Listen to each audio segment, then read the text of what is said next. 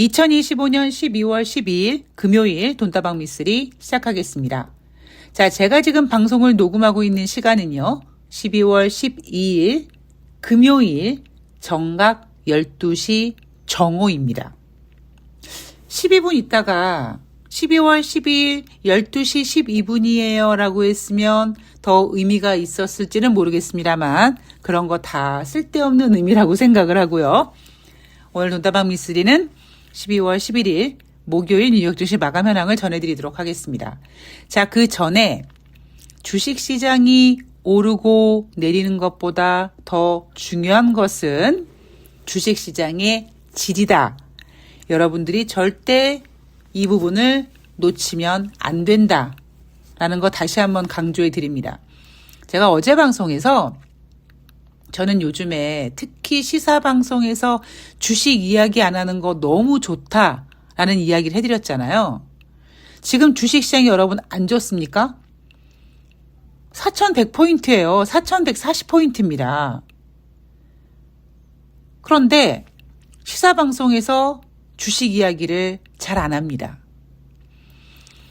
3,000포인트에서 4,000포인트까지 막 정신없이 올라갈 때는 야, 이대로 5,000 가는 거야. 그 흥분 모드로 정신줄을 놓고 매일매일 주식 얘기를 했는데 그러기에는 지금 잘 모르는 구간에 돌입하다 보니 시사 방송은 알아서 본업에 충실하고 있고 주식시장은 알아서 잘 움직여지고 있습니다. 자, 그런데 특이점을 하나 말씀드리면 지금 대한민국 주식시장과 12월 11일 목요일 뉴욕 증시의 공통점은요. 우리 하락하면 안 돼. 요겁니다. 지금 우리나라 시간으로 정오 12시인데요. 기관이 8천억 원이 넘는 순매수를 보여주고 있습니다. 지금 시장에 자금은 많습니다. 이재명 대통령이 주식으로 돈을 벌자라는 정책 기조가 여전히 유지되고 있기 때문에 시장의 자금은 풍부합니다. 그러다 보니까 기관들도 여유 자금은 풍부해요. 그런데 제가 매번 말씀드립니다만 기관은 비아그라를 먹어야 될 정도로 뒷심이 좀 약하긴 합니다. 그런데 왜 이렇게 기관이 목숨 걸고 증시를 지키느냐? 로스컷 때문에 그렇거든요. 어느 순간에 증시가 후루룩 밀리면 시스템 프로그램상 자동적으로 손절하는 프로그램이 있다 보니 그 손절이 투매를 불러내고 그 투매가 개인들의 반대매매 신용물량까지 막 일으켜내고 그러면 시장은 공포에 떨게 됩니다. 물론 지금 시장은 자금이 풍부하다 보니까 기관이 그렇게 버텨줄 수 있는 거고요. 그래서 제가 예전 방송에서 여러분 증시가 3,900이 깨지면 어떻게 해서든지 기관이 3,900 만들고 또 4,000 만들고 4,100 만들고 한다. 그런데 그 4,200 만드는 건 지금 조금 힘듭니다. 기관의 힘으로는 좀 어려워요. 뉴욕 증시도 마찬가지입니다. 12월 11일 목요일 뉴욕 증시는요. 오라클이 악재를 하나 툭 터뜨렸어요. 근데 과연 이게 악재인가? 라는 생각이 들 정도의 내용인데 지금 뉴욕 증시는요. AI 버블론 때문에 지금 떨고 있어요. 마치 물에 독을 푼다라고 이야기만 했는데 그 물을 마시지도 못하고 그냥 목말라 죽는 것처럼 AI 버블론 때문에 어떤 회사가 AI 관련된 회사가 미국 정부에다가 어떤 보조금을 부탁했다라고 하면 아이고 저렇게까지 무리하게 하나? 그래서 관련 주가가 빠지고 오라클도 비스무리하게 이걸 굳이 악재라고 얘기할 필요가 있나? 라고 할 정도로 아주 가볍게 넘길 수 있는 재료임에도 불구하고 지금 상황인지라 투자자들이 다 쫄아가지고 오라클은 장중에 16% 이상 하락했었습니다. 그런데 장이 진행이 되면서 저가 매수세라는 이름으로 유입이 돼서 뉴욕 증시는 12월 11일 목요일 혼조세로 마감을 했습니다. 연준이 금리를 인하했어요. 금리 인하하면 좋잖아. 근데 뉴욕 증시는 이래저래 혼조세로 마무리를 합니다. 자, 제가 어제 방송에서까지 목이 터져라 외친 게 있죠. 다른 거 다 필요 없다. 뉴욕 증시는 그동안 FOMC 니네 무조건 12월 달 회의에서 25bp 금리 인하 결과 내놔라. 안 그러기만 해봐. 니네가 금리 인하 안 해서 그 이후에 벌어지는 모든 일들은 다 니네 때문이야. 라고 겁박을 할 정도의 분위기로 몰고 갔다. 환경이 그랬죠. 인플레이션 생각하지도 마.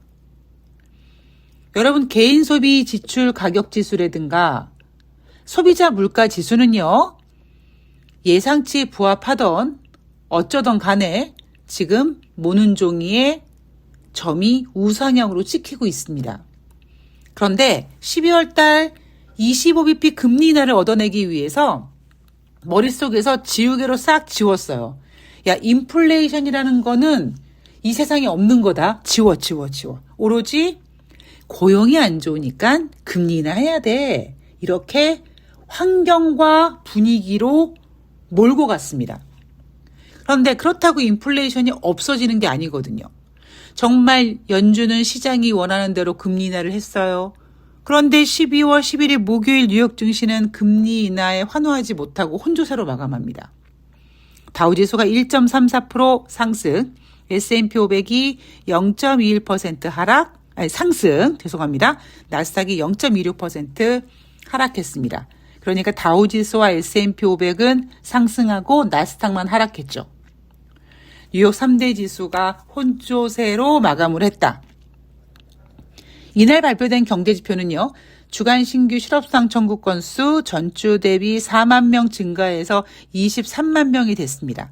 여러분 기억나십니까? 일주일 전에 주간 신규 실업상 청구 건수가 어머나 예상을 깨고 크게 둔화돼서 19만 명 정도밖에 안 나왔네 라고 했었습니다. 근데 지금 경제지표는 되게 많이 오염됐어요. 훼손됐습니다. 저는 지금 솔직히 미국에서 발표되는 경제지표 안 믿습니다. 제가 예전에 경제지표 이야기할 때 여러분 지금 미국은요 경제지표가 되게 혼란스럽게 나오고 있다. 대부분 같은 방향으로 움직이는 경제지표들은 다 비슷하게 단지 그 경제지표가 가지고 있는 각각 고유의 속도감이 다를 뿐이지 방향은 똑같이 움직이는데 어떤 경제지표는 높게 나오고 어떤 경제지표는 나쁘게 나오고 하다못해 ISM에서 발표하는 제조업 PMI 지표와 S&P 글로벌에서 발표하는 제조업 PMI 지표인데 진짜 경제가 안 좋으면 둘 다 50 이하, 즉 기준선 아래에서 안 좋아야 되는데 어떤 녀석은 50 이상에 있고 어떤 녀석은 50 이하에 있고 그나마 제가 여러분들의 약간 눈높이를 맞춰준 게 뭐냐면 여러분 서비스업 PMI 지표보다 제조업 PMI 지표가 좀 못 나오는 경향이 있습니다. 라는 정도의 어느 정도의 그냥 분위기는 제가 그려드렸죠. 경제지표가 굉장히 혼란스럽게 나오고 있습니다. 그런데 여기에다가 10월 달에 미국은 셧다운이 있었습니다. 셧다운 동안 우리는 경제지표를 확인하지 못했어요. 확인하지 못했던 경제지표가 뒤늦게 이런저런 과정을 통해서 발표가 되는데 여기서 더 하나 우리가 주목해야 될 건 뭐냐면 자, 제가 경제지표를 여러분들께서 공부하실 때 뭐가 제일 중요하다. 여러분이 지금 언제를 살고 있느냐. 여러분들이 지금 2025년 12월 중순에 살고 있는데 셧다운 때문일 수도 있고 아니면은 원래 경제지표가 발표되는 패턴이 있다 보니까 지금 12월인데 우리는 9월달 혹은 10월달 경제지표를 12월달 와서 확인하게 되는 경우가 생긴단 말이에요. 그런 경제 지표를 보고 괜히 쓸데없이 흥분하거나 분노하거나 속상해할 필요가 전혀 없습니다. 대신에 여러분들 머릿속에는 모는종이라는 게 있어서 그 지표가 지금 정확하지 않아. 훼손됐어.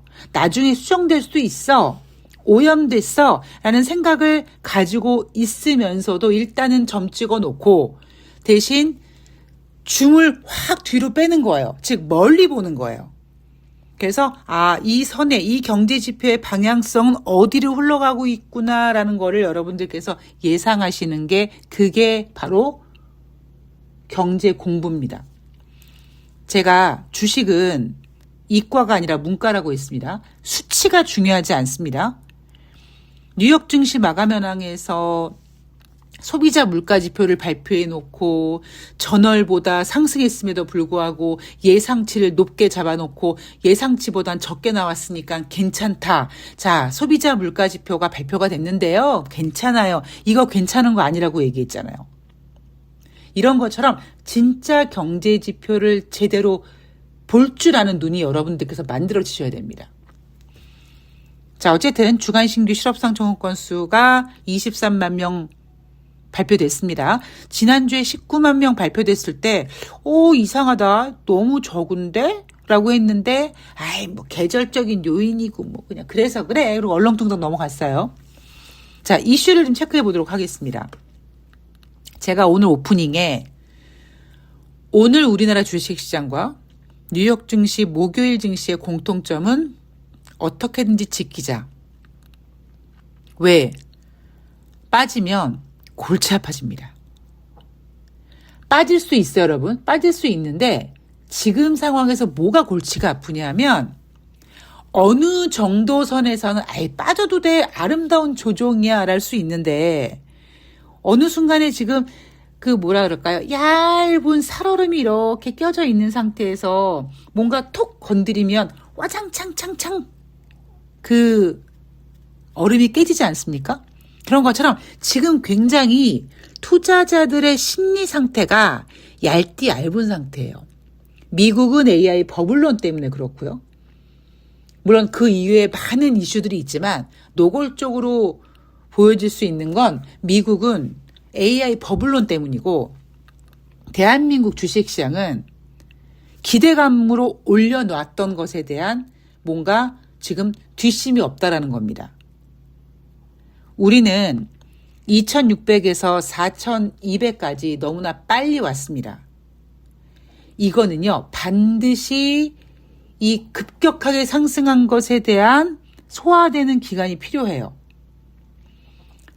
지금 대한민국 주식시장은 그러다 보니 기관이 버티고 있는 거고 뉴욕 증시 같은 경우에는 AI 버블론 때문에 공포심이 지금 되게 미세하게 예민해져 있는 상태에서 재료가 나오면 밀리는데 아니야 이번 랠리는 AI가 주도했는데 이렇게 AI가 무너지면 큰일 난다 라는 분위기로 지금 버티고 있는 겁니다. 그래서 뉴욕 증시 오후장에 저가 매수세가 유입이 돼서 오라클 같은 경우에는 낙폭을 줄여줬어요.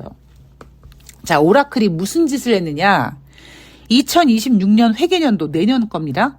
자본 지출이 기존의 150억 달러에서 무려 500억 달러씩이나 증가했다라는 것을 증가하겠다고 발표했습니다. 2026년이니까 내년 거니까. 자, 경제가 좋으면은요, 우리가 어떻게 생각합니까? 야, 투자해야 돼. 그럼, 이게 물 들어왔을 때 놓줘야지. 야, 확장해. 오히려요, AI 랠리 초반에는요, 과감하게 투자할 때마다 주가가 막 올라갔던 때가 있었습니다. 그런데 지금은 그런 심리가 아니에요. 그러다 보니 얘네 너무 과한 거 아니야? 너무 무리해서 투자하는 거 아니야? 이런 걱정을 하게 되다 보니까 부도 위험을 나타내는 신용부도 스와프 CDS 프리미엄이 오라클 같은 경우에는 2009년 이후에 가장 최고치를 기록했다고 합니다.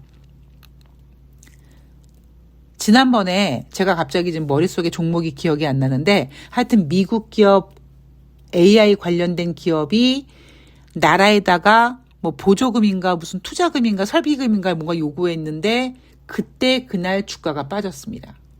이게 사실 빠질 일이 아니거든요. 그죠? 경기가 좋을 때거나 기대심이 만땅일 때는 야, 더 투자해 라고 해야 되는데 지금은 그럴 때가 아니라는 거죠. 그 이야기는 거꾸로 표현하면 지금 투자자들 심리가 굉장히 불안합니다. 대한민국 주식시장 같은 경우에는요. 어제 내마녀의 날, 제가 여러분들께 내마녀의 날 이야기 오랜만에 해드리잖아요. 여러분들 머릿속에 각인시켜 드리려고 제가 밝히고 싶지 않은 제 운전면허 취소 이야기까지 하면서 12월 달 선물 옵션 만기일에 대한 이야기를 해드렸습니다. 어제 어땠습니까? 힘없이 밀렸잖아요. 증시 분위기가 좋을 땐 그렇지 않거든요. 자, 오늘도 마찬가지입니다. 오늘도 증시 변동성은 여전히 노출되고 있습니다만 기관이 매수하고 있습니다만 막 그렇다 할 정도로 막 화끈하게 증시가 움직이지 못하고 있어요. 자, 다시 오라클로 넘어갈게요. 과잉 투자 우려가 불거졌고 오라클은 장중에 16.49%까지 떨어졌다가 낙폭을 줄이긴 했습니다. 이유가 뭐예요?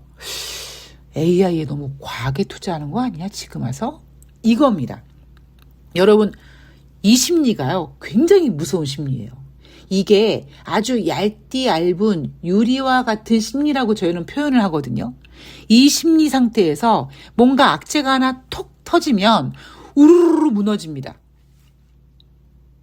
제가 예전에 이 개별 매매, 물론 지금도 저는 개별 종목을 투자합니다만 제가 개별 종목을 고르고, 그러니까 저는 막 올라가는 걸 따라 사기보다는 사서 빠지는 거 보고 기다렸다가 올라오면은 고가에서 판단 말이에요.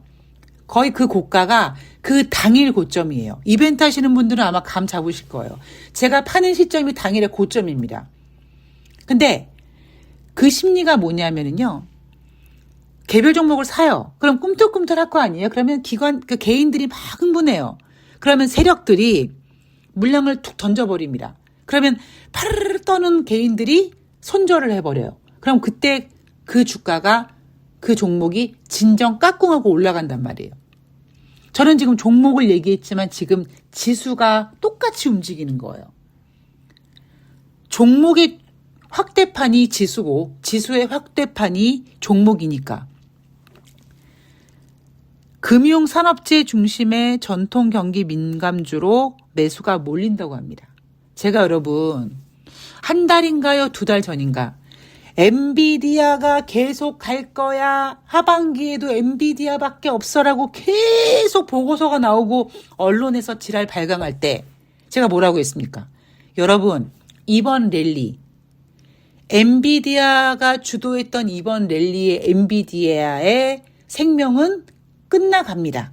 그래서 제가 뭐라고 예시를 드렸냐면 사람이 태어나서 성장해서 나이 먹고 정점 찍고 늙어가고 장년되고 결국 죽는다. 이 사이클을 랠리도 가지고 있고 주식도 가지고 있는데 엔비디아의 이제 정점은 끝났다. 제가 계속 얘기했죠. 그랬더니 엔비디아가 아닌 것 같으니까 브로드컴으로 갔다가 그러다 또 뭐 구글로 가고 그때마다 제가 또 얘기했던 게 있죠.